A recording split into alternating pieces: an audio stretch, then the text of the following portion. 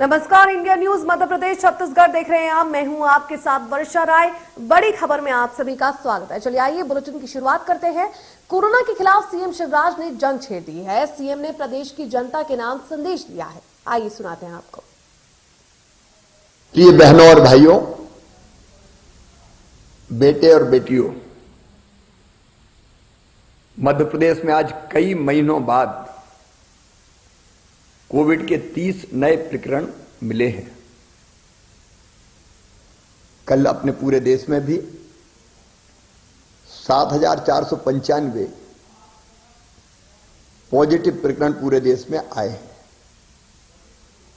और एक बात जो मन में चिंता पैदा करती है, महाराष्ट्र, गुजरात और दिल्ली तीनों राज्यों में पिछले एक सप्ताह से पॉजिटिव केसों में लगातार वृद्धि हो रही है, लगातार बढ़ोतरी हो रही है।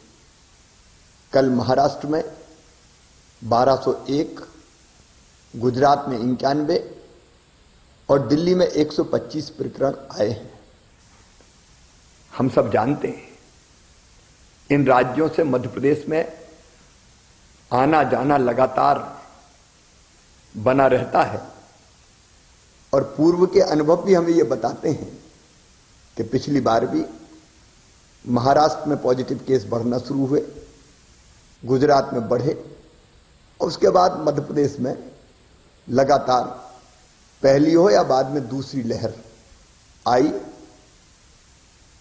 और दूसरी लहर में जो कष्ट हमने भुगते हैं वो हम कभी भूल नहीं सकते। अगर पुरानी दोनों लहरों को भी देखा जाए, पहली हो या दूसरी हो, प्रारंभ इंदौर भोपाल से ही हुई।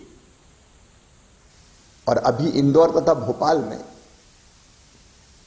प्रकरण बढ़ के लगभग साप्ताहिक प्रकरण नवंबर महीने की तुलना में दिसंबर में 3 गुने हो गए। कोरोना ने अपना स्वरूप बदला है और नया स्वरूप ओमिक्रॉन के रूप में देश के 16 राज्यों में आ चुका है। इस संभावना से इनकार नहीं किया जा सकता कि मध्य प्रदेश में भी ओमिक्रॉन वायरस के केस मध्य प्रदेश में जल्दी आ जाएं। यदि हम पूरी दुनिया का भी अध्ययन करें और पूरी दुनिया का अनुभव देखें तो ओमिक्रॉन बहुत तेजी से फैलता है। इंग्लैंड में 1 लाख केस प्रतिदिन आ रहे हैं। अमेरिका में भी लगभग 2.5 लाख केस प्रतिदिन आ रहे हैं। यूरोप में भी ओमिक्रॉन बहुत तेजी से बढ़ रहा है।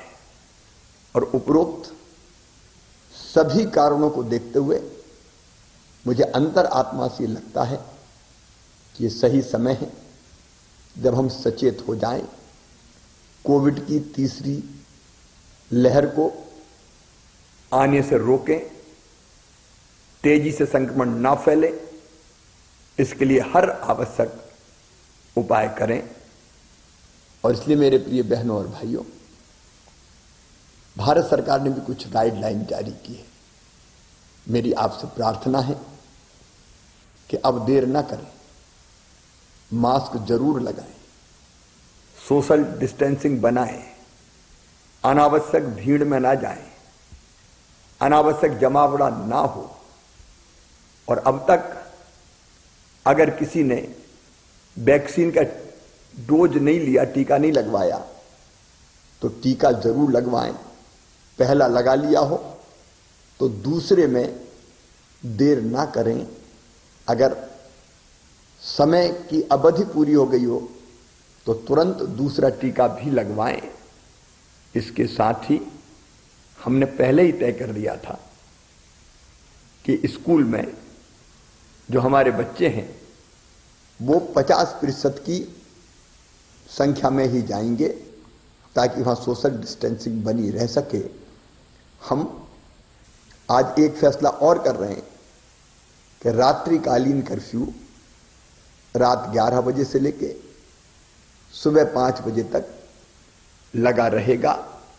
अगर आवश्यकता पड़ी तो कुछ और उपाय हम जरूर करेंगे। और हां, अगर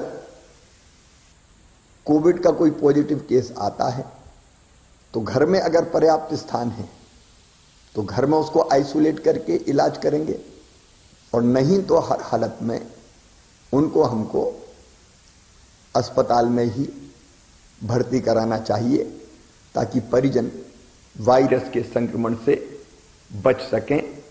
सावधान रहना है, याद रखना सावधानी में ही सुरक्षा है। मेरी प्रार्थना है आप सब सहयोग करें ताकि तीसरी लहर के संकट से हम अपने प्रदेश को बचा पाएं और अपनी जनता की जिंदगी की सुरक्षा कर पाएं। ये आप सबके सहयोग से ही होगा। बहुत बहुत धन्यवाद।